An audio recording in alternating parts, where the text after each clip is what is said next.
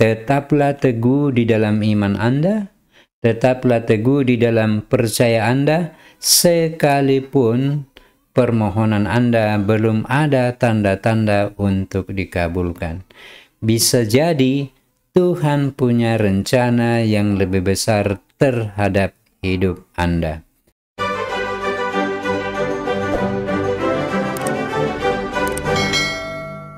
Salve, saudara dan saudari. Semoga hari ini berkat Tuhan berlimpah atas diri dan keluarga Anda.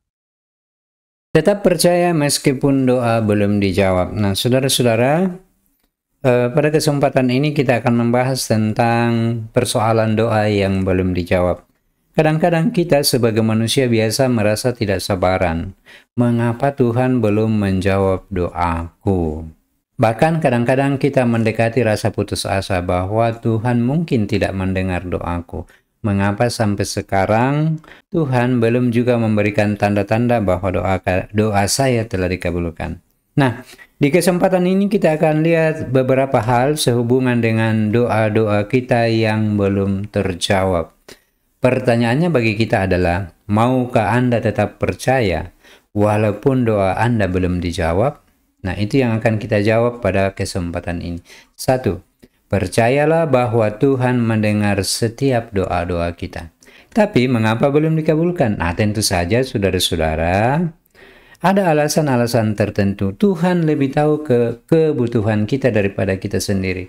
Mungkin belum saatnya untuk dikabulkan sehingga Tuhan mengatakan, tunggu dulu, sabar dulu. Yang pertama, mari kita lihat bahwa Tuhan selalu mendengar doa-doa kita. Kita ambil dari ayat Alkitab. Dan inilah keberanian percaya kepadanya, yaitu bahwa Ia mengabulkan doa kita, jikalau kita meminta sesuatu menurut kehendaknya. Nah, saudara-saudara, ketika doa Anda belum dijawab, pertanyaan saya, sesuai dengan ayat ini, 1 Yohanes, apakah Anda memintanya menurut cara Tuhan? Ataukah jangan-jangan Anda terlalu jauh meminta, sehingga Tuhan mengatakan, no, ini belum layak bagi Anda. Nah, itulah maksud-maksud dari Tuhan yang sebenarnya dibutuhkan untuk menyelami lebih jauh tentang maksud Tuhan menjawab ataupun belum menjawab doa-doa kita. Mari kita lihat pertanyaan refleksi yang ada di sini. Apakah saya yakin bahwa Tuhan mendengarkan setiap doa saya meski saya belum melihat jawabannya? Ini adalah tantangan bagi kita. Masih maukah kita percaya bahwa Yesus akan menjawab doa saya ketika kita belum melihat tanda-tandanya? Jangan sampai saudara-saudara kita berpaling gara-gara kita ingin cepat dikabulkan, sementara Tuhan mengatakan bersabarlah dulu.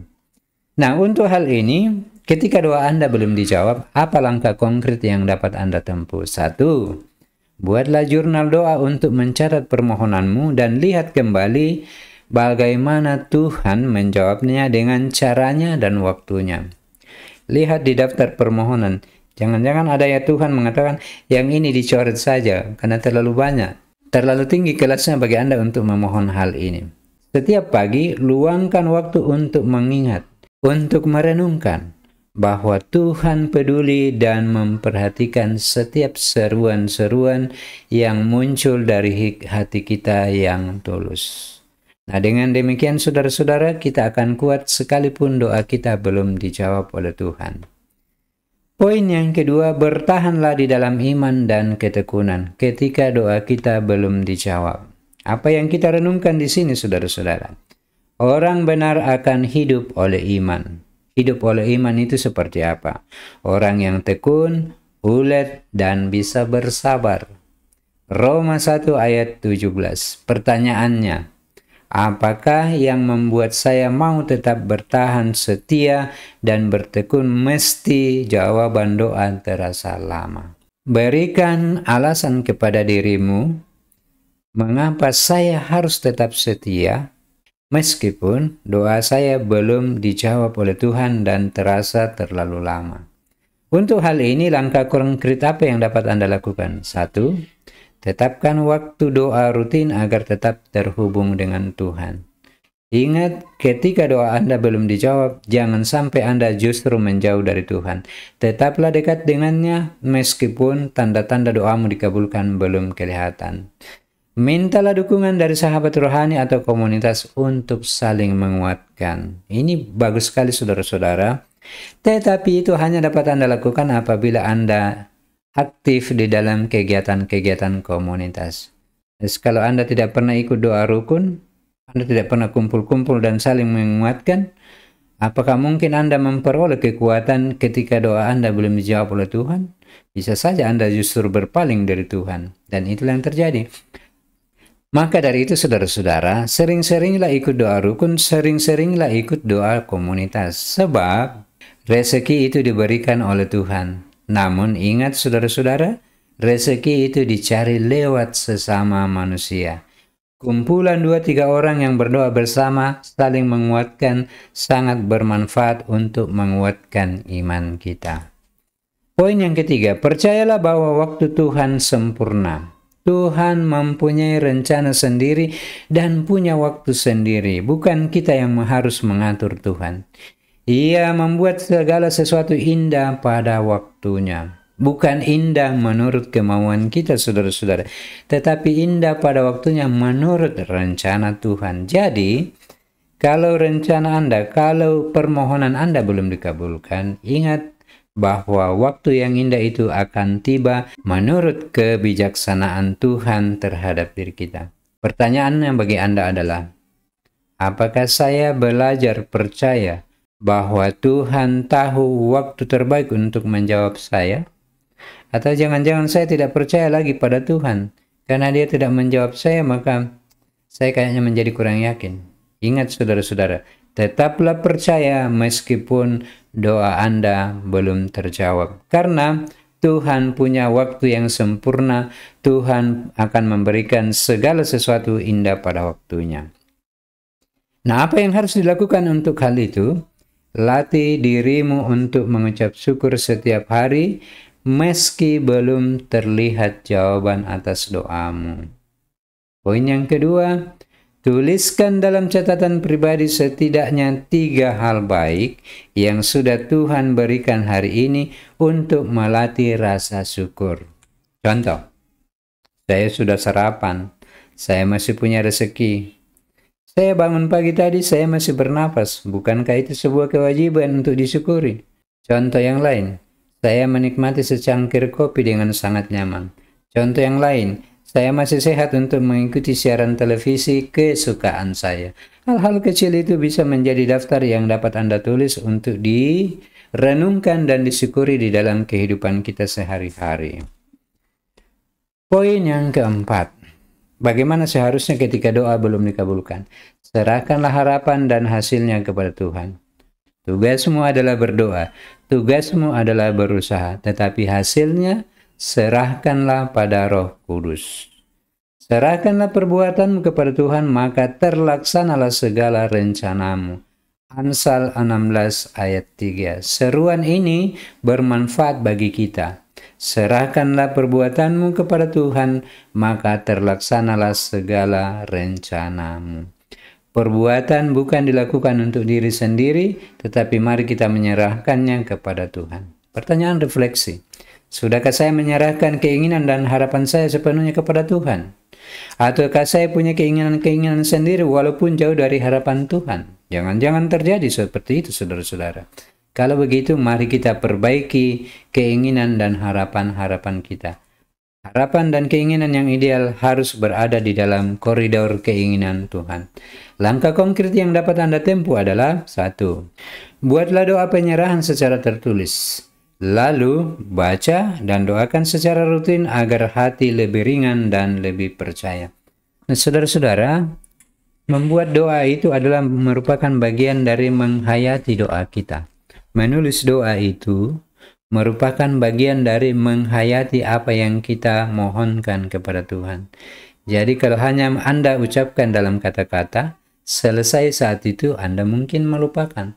Tetapi ketika Anda menulisnya permohonan Anda, itu membuat Anda menghayati apa yang ingin Anda mohon kepada Tuhan. Poin yang kedua, Hindari berusaha memaksakan sendiri dan belajarlah berdoa. Jadilah kehendak-Mu ya Tuhan. Bahkan, di dalam keadaan tidak nyaman, di dalam keadaan duka misalnya, kita bisa mengatakan, Tuhan, sekiranya bisa, biarlah cawan ini berlalu daripadaku. Tetapi bukan kehendakku yang terjadi, melainkan kehendak-Mu lah yang terjadi. Untuk itulah saudara-saudara, ketika kita berdoa Bapa kami, kita mengatakan kepada Tuhan, datanglah kerajaan-Mu dan jadilah kehendak-Mu. Itu sebenarnya saudara-saudara adalah bagian dari penyerahan kita secara penuh kepada Tuhan. Poin yang kelima ketika doa belum terkabul, fokus pada relasi dengan Tuhan, bukan pada jawaban. Yang lebih pokok saudara-saudara adalah relasi kita dengan Tuhan, bukan pada permohonan kita kepada Tuhan. Sebab kalau kita fokus pada permohonan kita kepada Tuhan, maka bisa jadi relasi kita dengan Tuhan menjadi tidak baik ketika bukan Tuhan yang tidak baik ya, kita yang membuat relasi itu menjadi tidak baik dengan Tuhan ketika doa kita belum dikabulkan. Kita lihat Matius 6 ayat 33. Carilah dahulu kerajaan Allah dan kebenarannya, maka semuanya itu akan ditambahkan kepadamu. Kadang-kadang kita fokusnya di poin yang kedua ini, tambahkanlah. Tetapi kita tidak mencari apa yang ada di poin yang pertama. Itu namanya serakah, saudara-saudara. Pertanyaan refleksi, apakah saya lebih fokus mengejar jawaban doa daripada mengenal Tuhan lebih dalam? Jangan-jangan, saudara-saudara, kita lebih ngotot pada doa kita yang belum terjawab daripada menjaga relasi kita dengan Tuhan. Nah, tentang hal ini, apa langkah konkret yang dapat Anda tempuh? 1. Perbanyak waktu membaca dan merenungkan firman Tuhan. Baca 10-15 menit setiap hari sabda Tuhan, renungkan dan resapkan ke dalam hati. Poin yang kedua, ikuti pelayanan atau kegiatan rohani untuk memperkuat relasimu dengannya atau dengan Tuhan agar imanmu makin teguh. Semakin teguh iman seseorang, semakin dia bisa bersabar ketika doanya belum terjawab. Semakin teguh iman seseorang, semakin kuat dia menghadapi hal-hal yang tidak nyaman, hal-hal yang tidak sesuai dengan harapan kita. Kita masuk pada poin yang ke-6, saudara-saudara. Ini adalah poin yang terakhir dari pembahasan kita pada kesempatan ini. Ingatlah, Tuhan bisa menjawab lebih dari yang kita minta. Kadang-kadang kita hanya meminta sedikit, ternyata Tuhan memberikan lebih banyak. Betapa mulianya, betapa besar kasih Tuhan kepada kita. Walaupun kadang-kadang kita tidak menyadari itu. Bagi Dialah yang dapat melakukan jauh lebih banyak daripada yang kita doakan atau pikirkan. Efesus 3 ayat 20. Kadang-kadang Tuhan memberikan lebih banyak daripada yang kita minta. Syukur kepada Allah. Pertanyaan refleksi. Dapatkah saya percaya kepada Tuhan punya rencana yang lebih besar dan lebih baik untuk saya? Apabila ya, it's okay. Apabila Anda tidak percaya atau kurang yakin, perbaiki pemikiran kita, perbaiki pemahaman kita tentang doa kita kepada Tuhan. Langkah konkret yang dapat Anda tempuh. Luangkan waktu dalam doa untuk memuji dan mengagungkan Tuhan. Bukan hanya meminta. Kadang-kadang kita memplot Tuhan menurut keinginan kita. Kita hanya datang dengan 100 permohonan. Padahal kita tidak pernah memuji dan memuliakan Tuhan. Jadinya adalah Tuhan bagi kita itu adalah Tuhan untuk minta dan terus meminta. Jika demikian saudara-saudara, perbaiki sekarang juga. Catatlah berkat-berkat kecil yang terjadi dalam hidup sehari-hari. Lihatlah Tuhan selalu bekerja bahkan dalam hal-hal sederhana. Seperti contoh yang saya sebutkan tadi saudara-saudara. Bukankah nafas ketika kita bangun pagi itu adalah berkat yang kadang-kadang kita lupakan, kadang-kadang kita abaikan, kadang-kadang kita tidak peduli, bahkan ada yang kadang-kadang merasa bahwa ya memang sudah harusnya seperti itu. Kalau demikian saudara-saudara, saya mengajak kita, mari kita melihat hal-hal kecil dalam kehidupan kita, secangkir teh, satu biji kue, atau secangkir kopi, bukankah itu berkat kecil-kecil yang menandakan kehadiran Tuhan di dalam kehidupan kita? Sekecil apapun berkat dari Tuhan adalah sewajarnya untuk kita syukuri, saudara-saudara. Nah, saudara-saudara, demikianlah pembahasan kita pada kesempatan ini dengan satu pesan saya kepada saudara. Tetaplah teguh di dalam iman Anda, tetaplah teguh di dalam percaya Anda, sekalipun permohonan Anda belum ada tanda-tanda untuk dikabulkan. Bisa jadi Tuhan punya rencana yang lebih besar terhadap hidup Anda. Demikian video kita pada kesempatan ini. Sampai jumpa di video berikutnya. Salam sehat dan semoga Tuhan Yesus memberkati kita semua.